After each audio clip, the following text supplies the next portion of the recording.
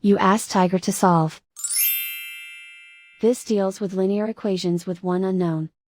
The final result is x equals -1. Let's solve it step by step.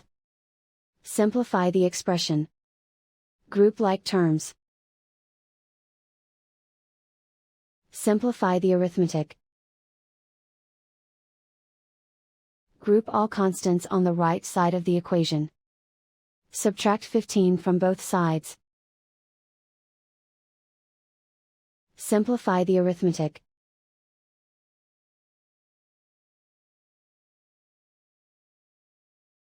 Isolate the x. Divide both sides by -3. Cancel out the negatives.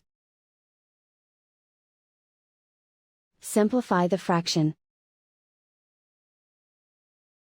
Move the negative sign from the denominator to the numerator. Simplify the fraction. And so the final result is x equals -1.